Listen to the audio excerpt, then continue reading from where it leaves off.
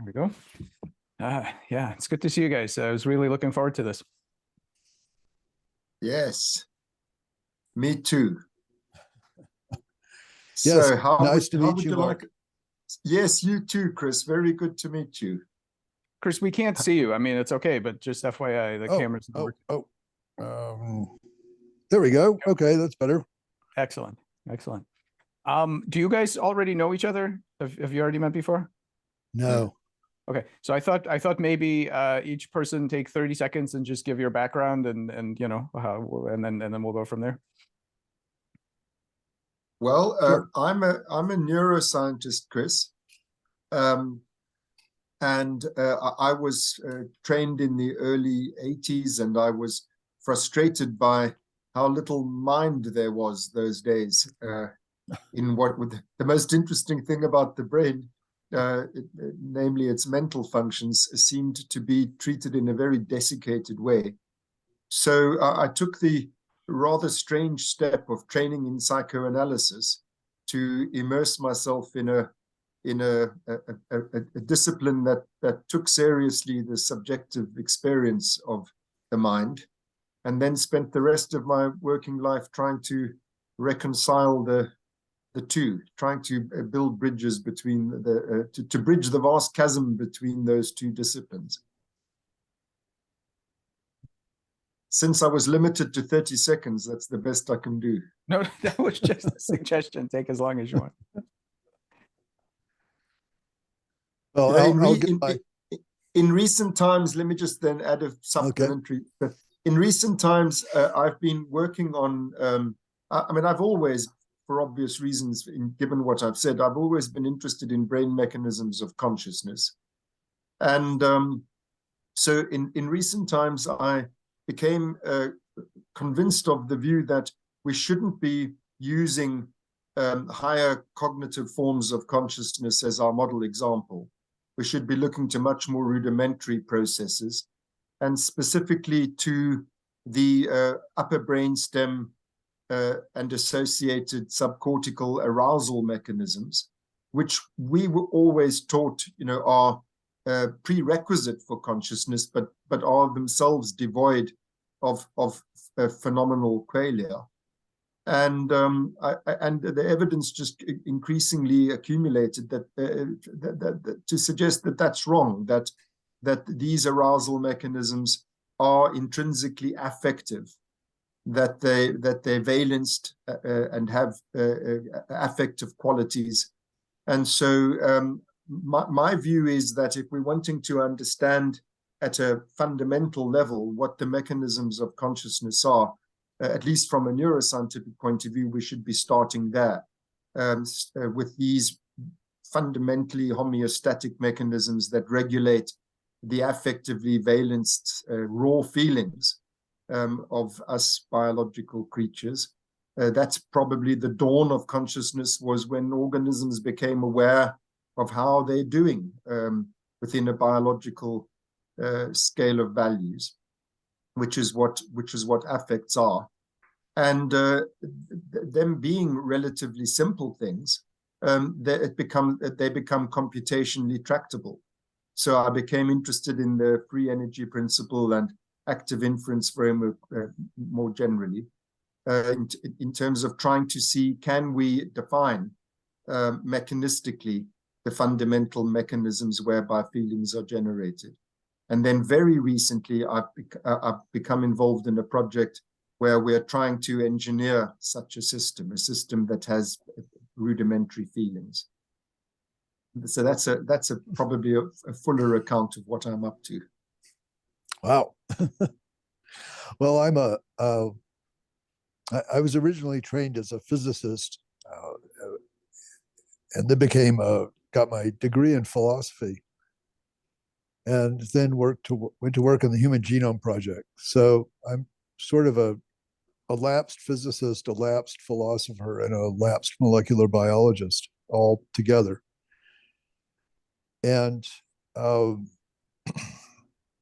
spent a long time in the private sector and out of it, not doing any science at all. And then one of my motivations actually for getting back into this crazy game was Damasio's book, and I have to admit that I read your Frontiers paper from a couple of years ago, sort of to find out something about you, and it was one of those papers that I was able to say yes every couple of paragraphs. So I really appreciate your point of view and what you were saying about basal awareness, which all seems completely correct to me. And what I've been doing recently is trying to understand the free energy principle in terms of fundamental physics. And in Carl's group, they're using classical statistical physics. And I've been working with some colleagues to try to understand it using quantum theory. And we're doing this in part because we're all interested in the emergence of space-time. And this idea that space-time isn't fundamental and that it's a product of some sort of information processing. And the free energy principle is a theory of information processing. So, and we as organisms find ourselves embedded in space-time, but we also have to measure space-time. We have to measure time, and we have to measure geometry, and we have to measure distance. And so we have to have the perceptual and cognitive wherewithal to do all of that. And when one starts to try to describe those computations physically, they seem to provide all you need to generate at least an apparent space-time. So it's straddling the border here between biology and cognitive science and physics, which seems like a fun place to be. And Mike and I are very interested in this notion of having an account of things that's completely scale-free, that operates in the same way from the microscale, however you want to define that, up to a macro scale that includes not just organisms, but communities of organisms, ecosystems, biosphere-like entities. So we're very interested in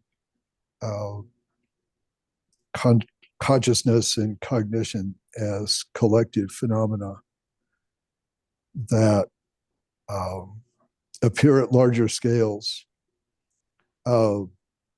because they're also implemented at smaller scales. And the interactions of the smaller scale entities implement the capabilities of the larger scale entities. Thank you. Well, let me say what I should have said at the very outset. Mike, I'm very grateful to you for facilitating this meeting, because, I mean, who else in the world would you want to talk to than people who are interested in things like that? It takes me back to my youth. I mean, really, when you're a kid, you think about these big questions in a naive sort of way, and then you gradually get it beaten out of you by your professors, you know, that you shouldn't ask questions like that. They're bad for your career. And then, you know, there comes a point where you sort of end up back where you started. The problem is that it requires one to dabble in fields which are not one's own. I mean, it's clear from all three of our backgrounds that we found it necessary to straddle different fields and to immerse ourselves in them properly. But in recent years, I found myself having to immerse myself in fields that are, that I've come to late in life.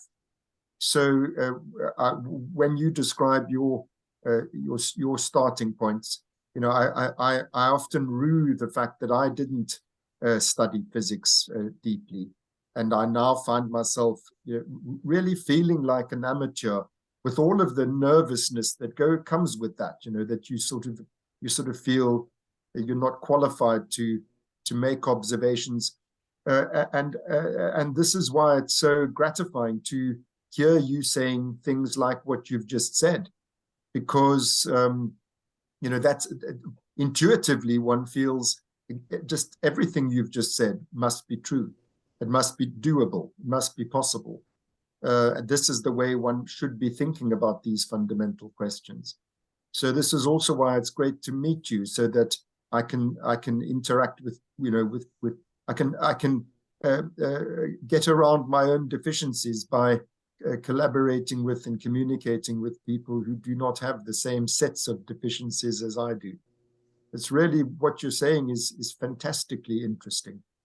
And I've read your papers, recent papers, and especially the ones that you've done together, and it's sort of amazes me and alarms me at the same time, because it makes me realize, compared to my colleagues, just by going down to the levels I've gone to, in other words, the levels of biological mechanisms at the brainstem level, and speaking seriously about consciousness in terms of these fundamental body regulating mechanisms. So, and that already puts me deeply out of step with most of my discipline. But then when I met Mike and became acquainted with the work that you guys are doing, I realized that that isn't nearly basic enough, the level at which I was thinking.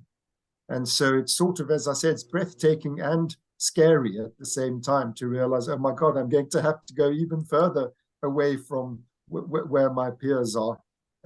But shit, why not? Life is short. Yeah, I would say that not only are probably most neuroscientists not interested in basal cognition, and I think people like Christoph Koch, for example, are kind of deeply uninterested even in the idea. Most physicists aren't particularly interested in consciousness or awareness or saying anything in a language like that, and would like, if they possibly could, to get away from the idea that physics involves observers or that science involves observers. That there's this attraction to the idea of describing everything from the point of view of the eye of God, or whatever you want to view it as, is very deep within the field. Yes. Yeah, and it's clear that that's where the trouble begins. As soon as you try to write out of the script where the phenomena are registered as phenomena, you're on a hiding to nothing. It can't work, and you end up with absurdities like the hard problem. Yes. So tell me, are you sympathetic with John Wheeler's interpretation? Yes. Actually, I, for some reason, received a preprint of his paper, Is Physics Legislated by Cosmogony, which was the first paper where he used that diagram of the universe looking at itself. And I came upon this when I was still in high school. That had sort of a deep effect on me, not expressed for a long, long time. But yes, I think he's the one person who everybody in the field respected so much that he could get away with talking about all of these issues very openly. And what has happened to his standing in? Is his star rising again in theoretical physics, or is he still a relatively marginal figure? I think his star is very high in the quantum information community and quantum computing community, because they all in some way view information processing as fundamental. So this idea that the fundamental ontology is an ontology of information or of information exchange is, I think, deeply attractive in that community, even if people don't want to or just aren't equipped to pursue its philosophical implications very deeply. But people like Lee Smolin or Carlo Rovelli, their more popular writings are touching on those issues. So that's good to see. Yes. I noticed that Rovelli recently, after having said, very deflation, saying things like, well, a physicist know nothing about consciousness, we can't comment on these things, that more recently, I'm only familiar with his popular writings, but I see more recently he's realizing that this sort of what he's calling a relational interpretation of quantum mechanics, that this speaks directly, very, very directly to the point that we are discussing now. And so it's good to know that it's not only in popular circles that sort of idea is gaining traction. Mm-hmm. Well, and I think Carlo's kind of the poet laureate of quantum information at this point, in terms of writing very eloquently about it.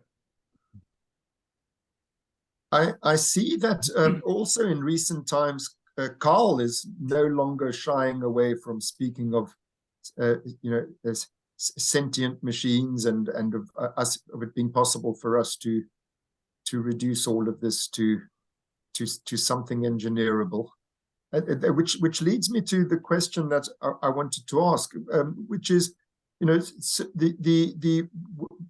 you agree that where we have to go in terms of trying to, because it's all well and good to have to interpret these things in this way, but where we have to go is to engineer something, is to be able to, it's like, I like that statement from Feynman's blackboard about, if I can't create it, I don't understand it.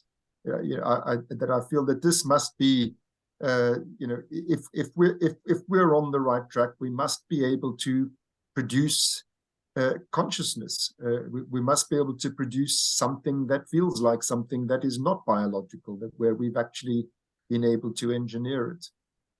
I mean, before I ask my next question, do you agree with me that that's, or do you think that that's not the best way to proceed in terms of trying to demonstrate the validity of this way of thinking? Yeah, I would say that it's either engineer something and then one is faced with the problem of convincing other people that it has the phenomenal properties that one claims that it should have, or even that it says it has.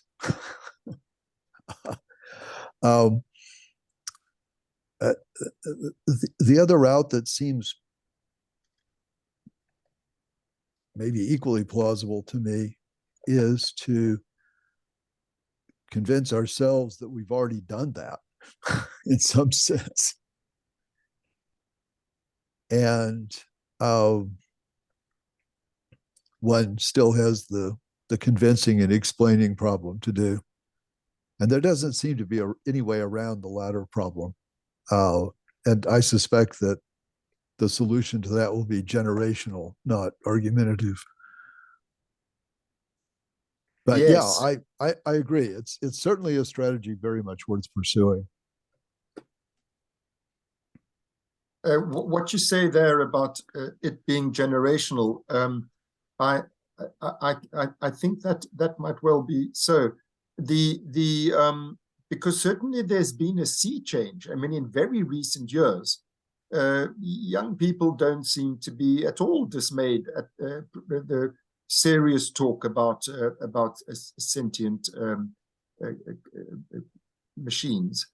And in the media recently, I see there's been since this Lambda thing, there's been a whole flurry of talk about it, and it doesn't. I mean, it really was just a few years ago you were immediately considered slightly mad, slightly nutty, if you're involved in this sort of project. But I also very much agree with what you've just said about what ultimately comes down to the problem of other minds, which is a kind of an impossible problem. How do you demonstrate the existence of subjectivity objectively? And how on earth does one do that? I mean, two kind of thoughts on this question. One is it always seems strange to me that people who find this perspective impossible or unpalatable, I wonder if whether people don't read science fiction anymore, if that's what it, is that what it is?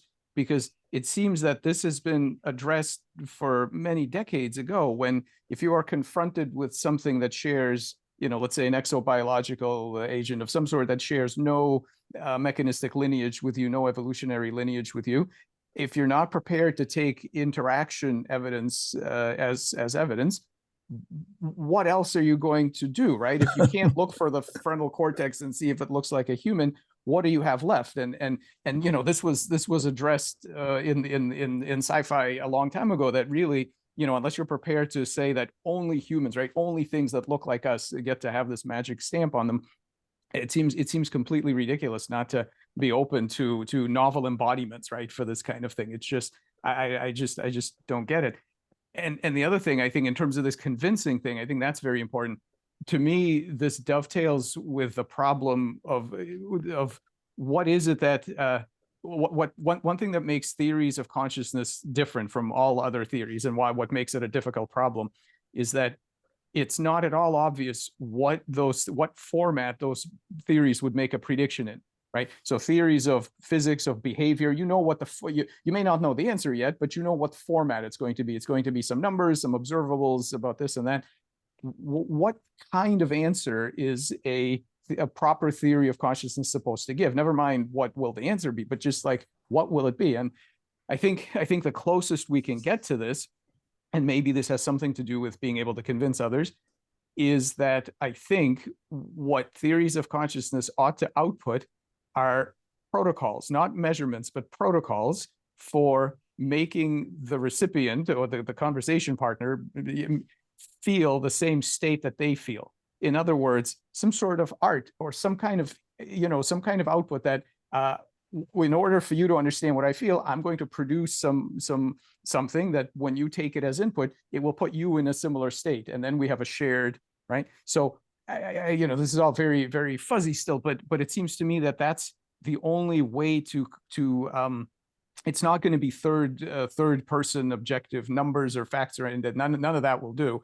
What might do is putting yourself into the same state, relevant state that I'm in, and then we can share something, right? So I think it's going to be, and in that Tame paper, I sort of try to do that progressively, right, slowly, where there's the objective thing where I study your brain and sort of have some idea of what's going on, but really just behavioral data, really, and physiological. But eventually you can sort of take out the middleman, right, and take out the electrodes and fuse us together, and eventually just really fuse the brains together the way that the hemispheres are fused together. And different degrees of that connectivity might allow us to share to gain evidence of consciousness from a first person perspective, not some kind of third person measurement. I think that's about the only hope we have, I think. So an idea that came to me here listening to both of you is provoked by a recent paper from Carhart Harris looking at the effects of different hallucinogens on the construct of nature relatedness.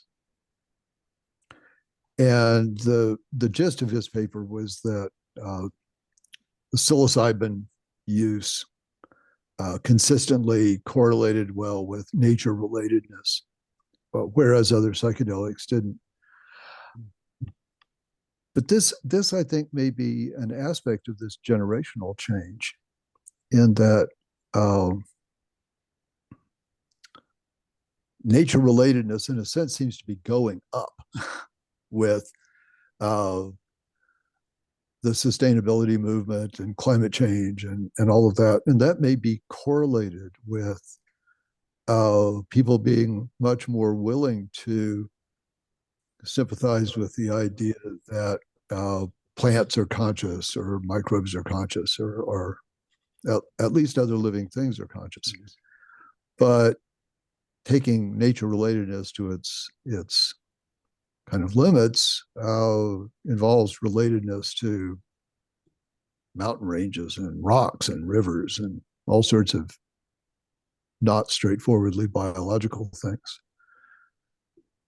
So it may be that particular construct may be a useful way to formulate the criterion that you're talking about.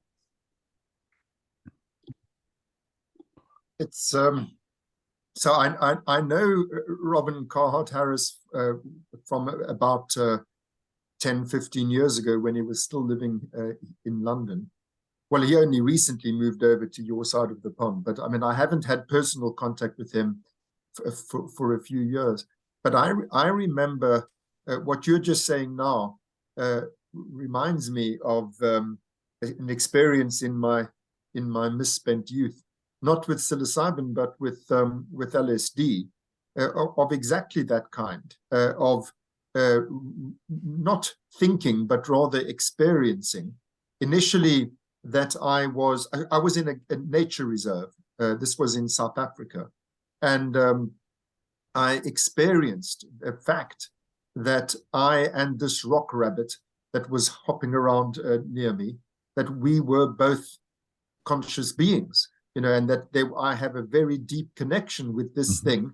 We are one and the same. There was that nature relatedness. But then, much more interesting was the next step in my trip, which was realizing this didn't stop with the rock rabbit, that it applied to the grass that it was hopping over.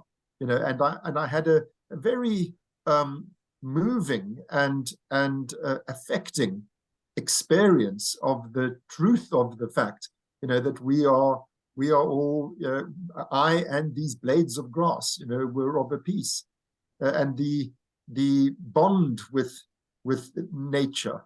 It was really a very pleasant feeling. But the thing that I'm reminded of by what you're saying, which I think is the crux of what you're referring to, is that it wasn't a thought.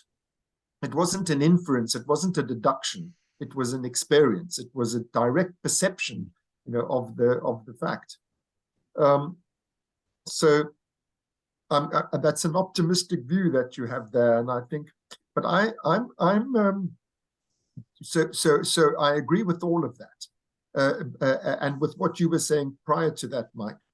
But I'm also dealing with concrete baby steps, because I want to make progress with all of this, as I'm sure we all do, before we die. I don't want to wait for the next generation to wake up, and who knows, maybe even realize that we wrote something along those lines long ago.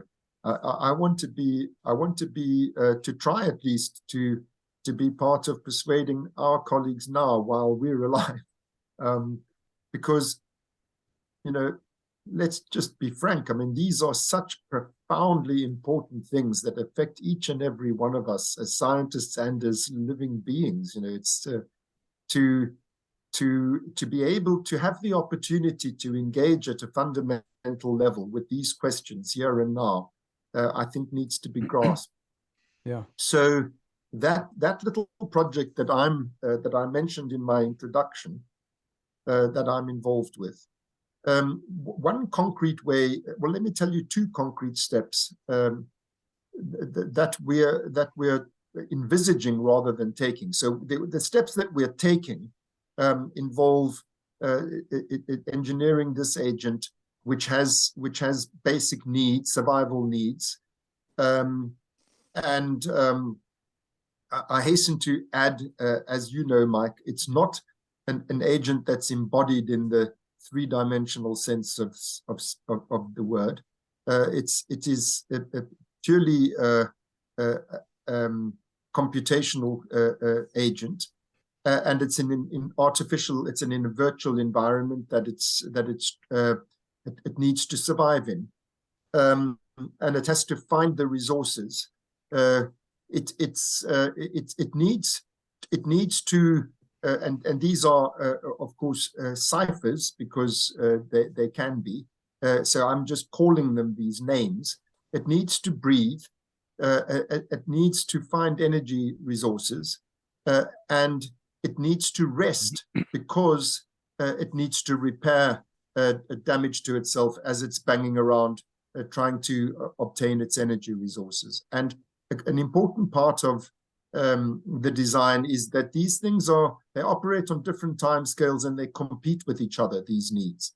So, while you're seeking energy resources, which is a resource depletes relatively slowly, you have to breathe all the time. So it's constantly having to skip to states where there's oxygen, while it's on a longer trajectory toward where it thinks its energy supplies can be found. And by the way, I want to just pause there, if you forgive me for a second.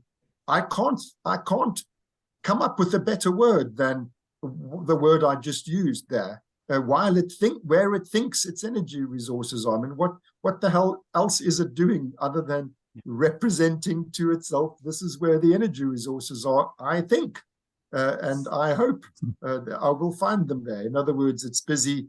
It's palpating its confidence in the policy as it executes it,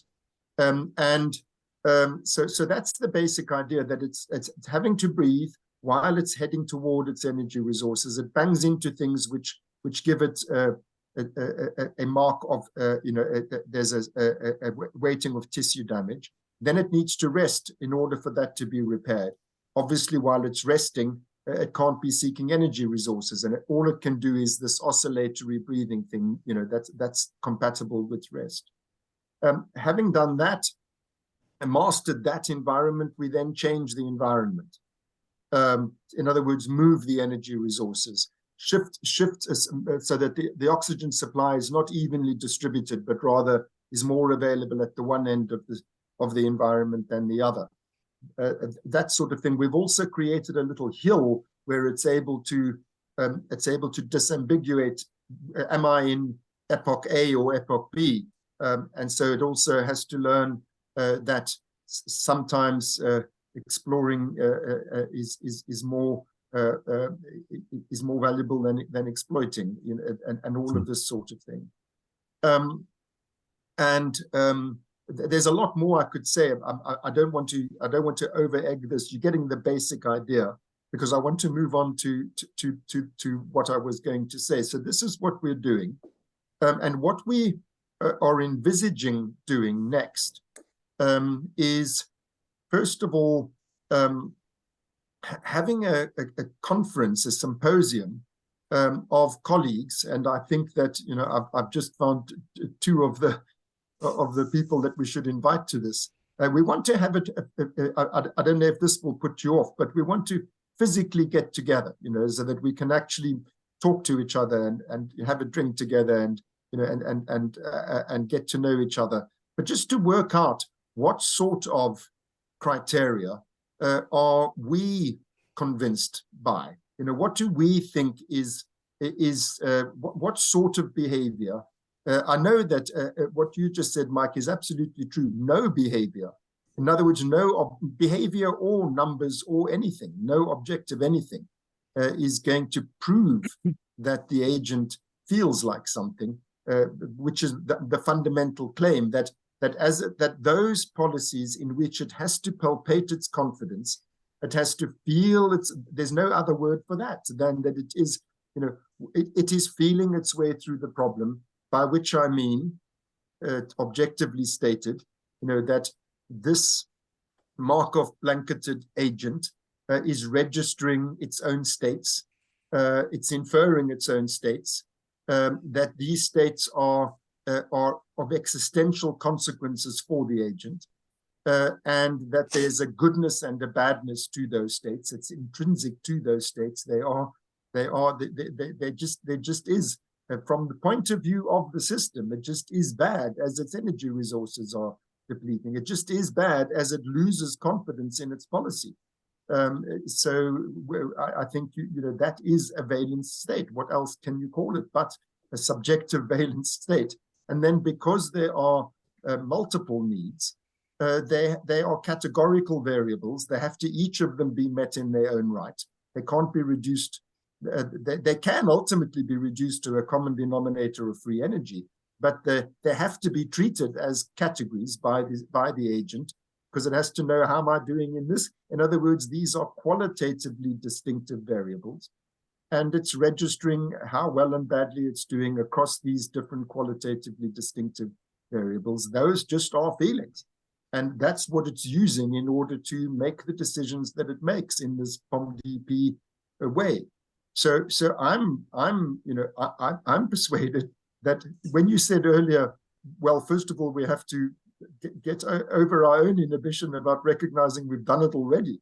I think we have done it already. And I don't just mean my little team. I think that in all sorts of ways, because we're talking about something that varies, that's something that exists by degrees. This is the other major insight that I have to say I got primarily from Mike. I mean, as obvious an insight as it is, that sentience is something that has to exist by degrees, and that there must be very, very, very simple forms of sentience, which one has to attribute ultimately to the single cell and beyond.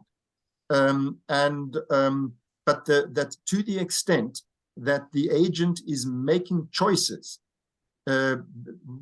which are rooted in these, what I think you can only call feelings, in other words, it's monitoring of its own needs, its own existential needs across the different parameters that I was just mentioning, that to the extent that it is able to make choices which are not given, that they are its own, the products of its own cognition, that are rooted, that are ultimately tethered to these need states.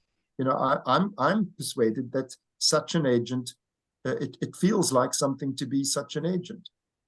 So I wanted us to have a symposium where we can look at what this agent's doing, talk about things that can, but really just about what kind of behavior do we want to see? What sort of behavior would we predict if we were to do this? What do we think would happen, etc.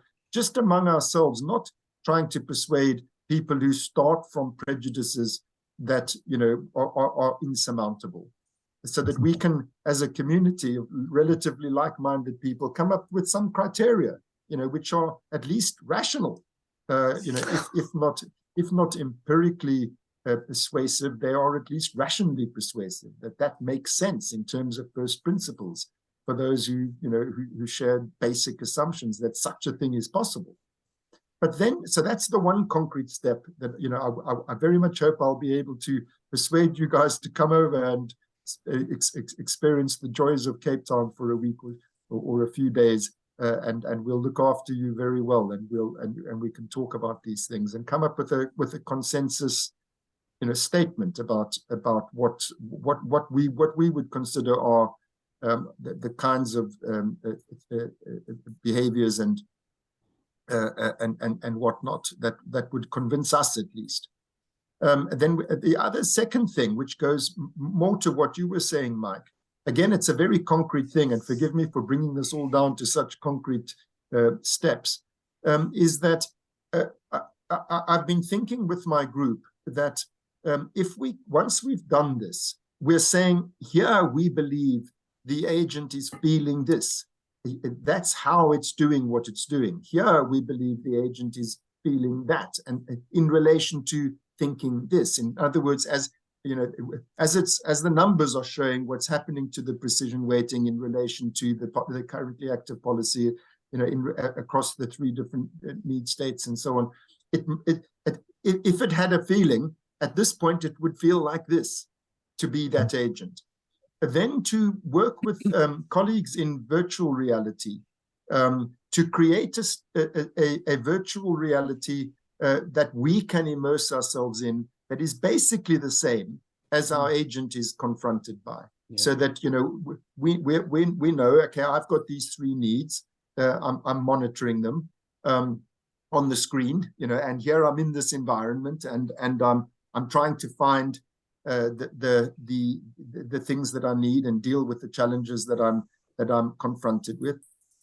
Do I feel what we infer the agent would feel? And I know it's artificial in all sorts of ways, because we're not literally going to die in that virtual reality.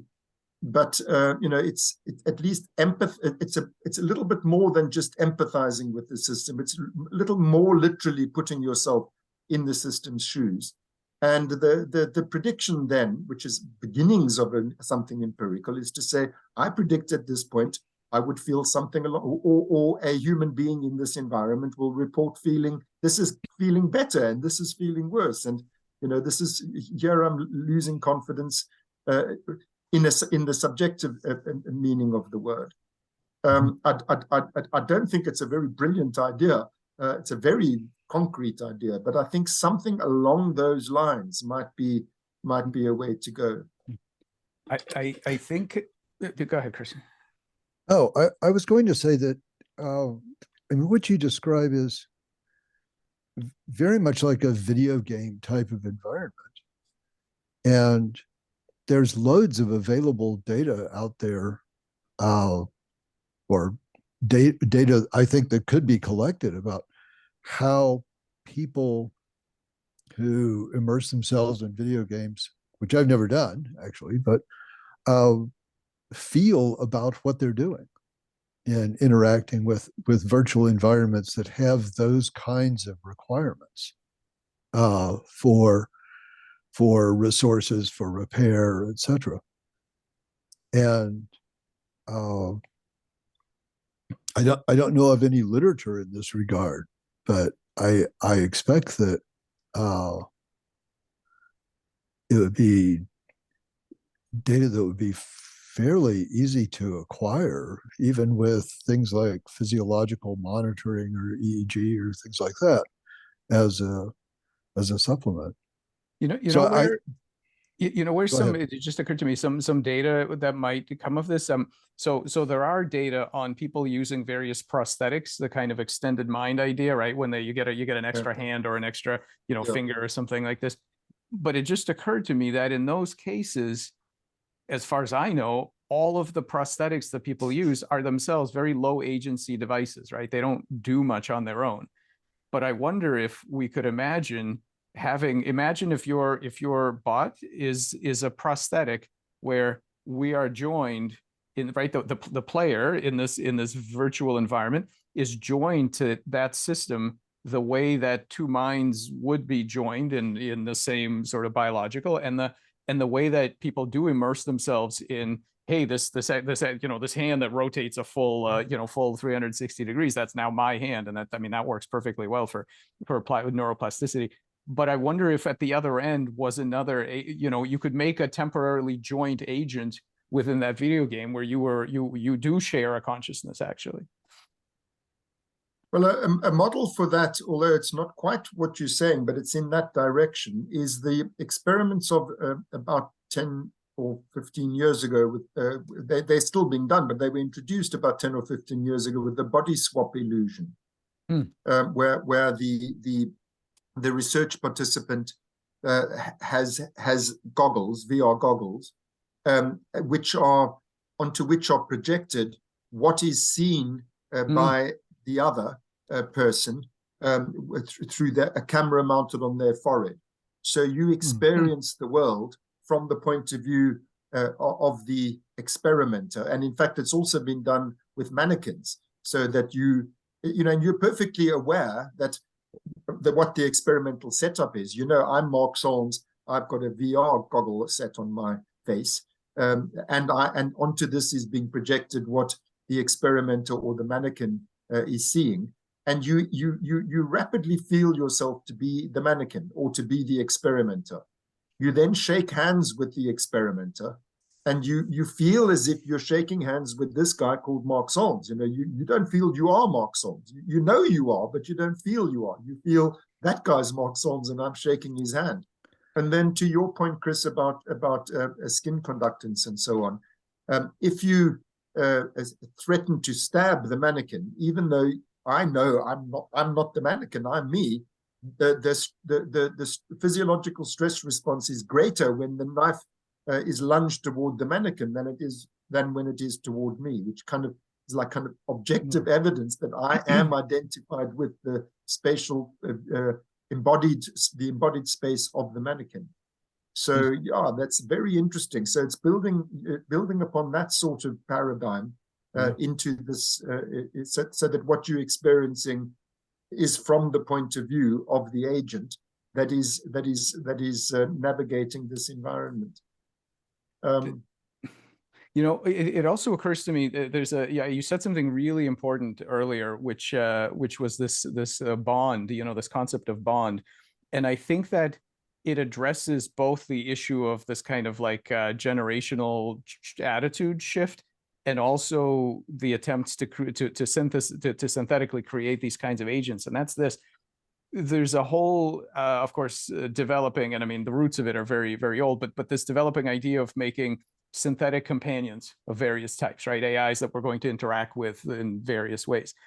And one thing that I hear all the time from, let's say, some of my dad's friends and people, even, of my generation too, is I don't want a bond with a synthetic. I want a bond with a human.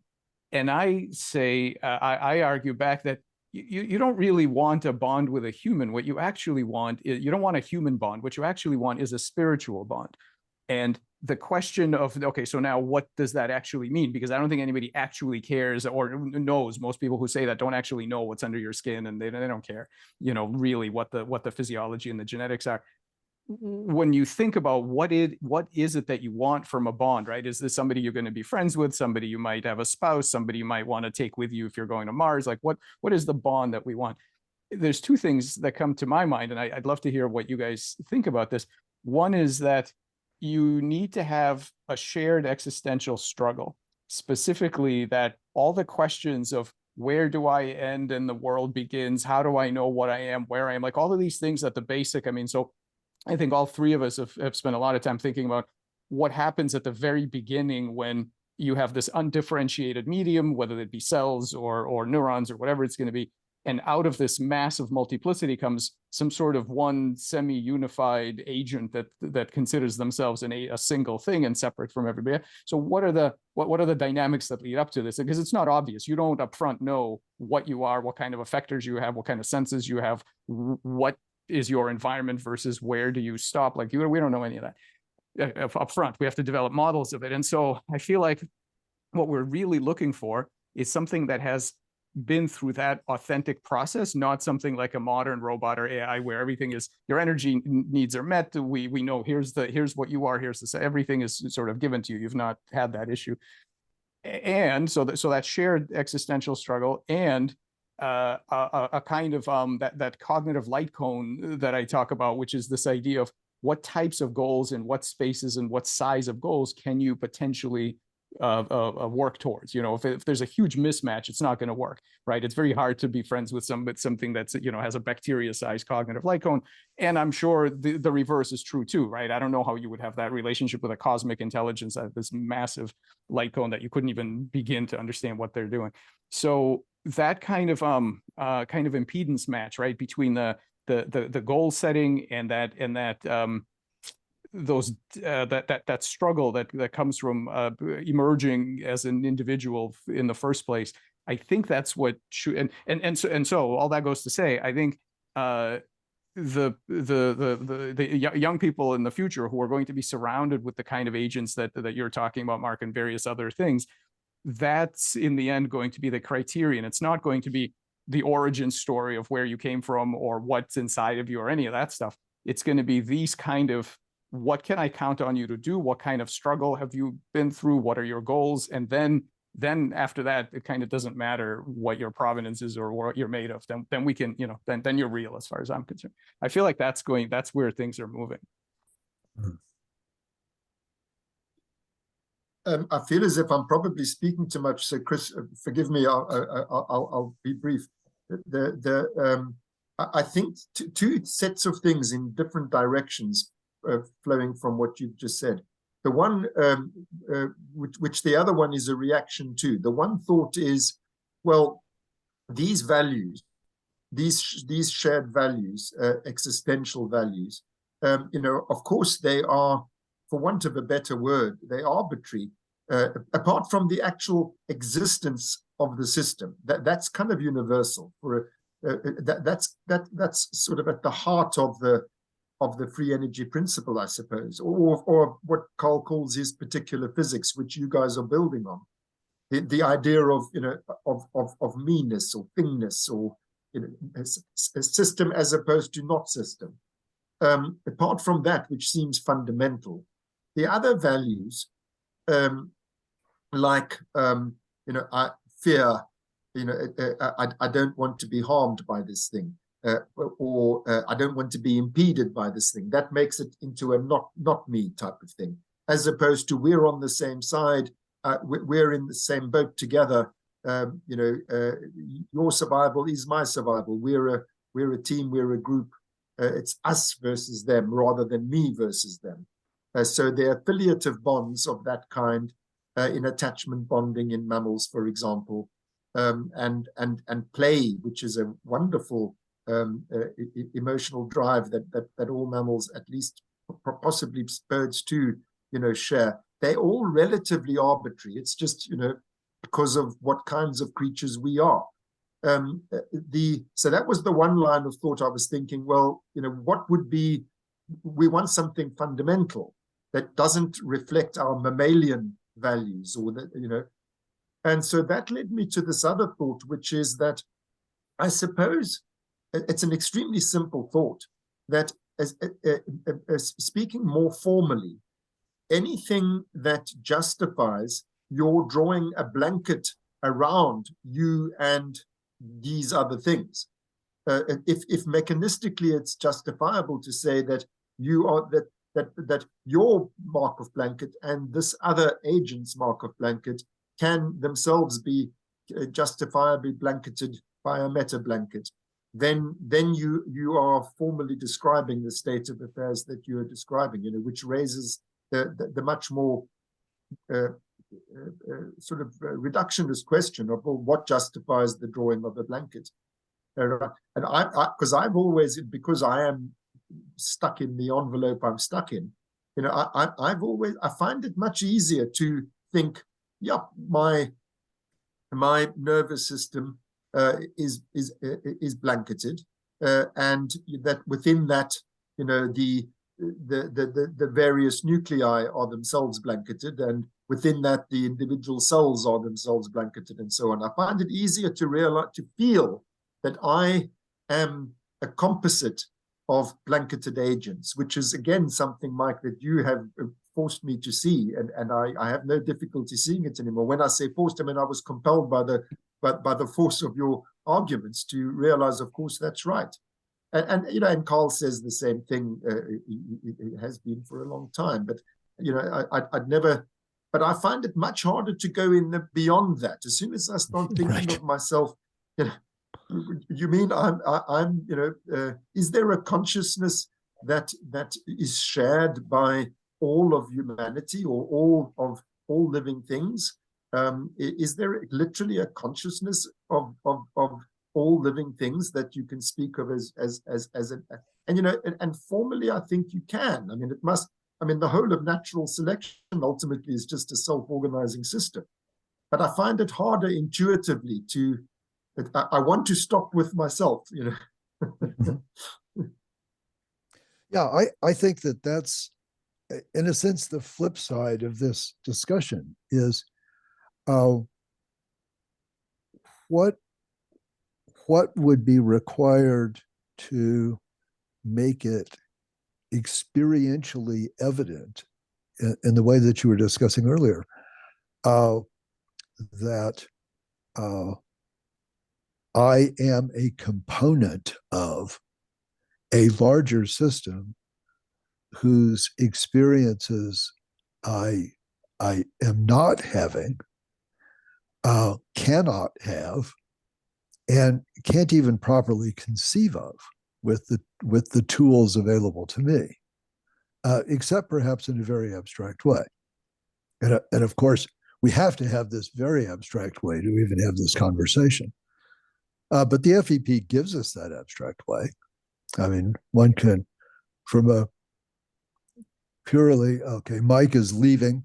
Yeah, I too have to go in 4 minutes, but to address the second part of his comment, I would love to carry on. Not today, I can't, but to arrange a follow-up meeting. But what you're saying there, Chris, that's it. You know, I agree with that. Every word of what you're saying. Mm-hmm. It's. Yeah, I guess I would just propose adding that to your earlier goal for trying to sort out as an important question. Well, this has been great. Thank you. Yeah, amazing, guys. Thank you so much. Super interesting. So I will connect again, and we'll make the next part 2. Marvelous. Yeah. Thank you again, Mike, for facilitating it, and thank you, Chris. Great to meet you. Truly great to meet you. Absolutely. Thank you. Thanks, guys. Talk soon. Bye. All right. Thanks, Ciao. guys. Bye.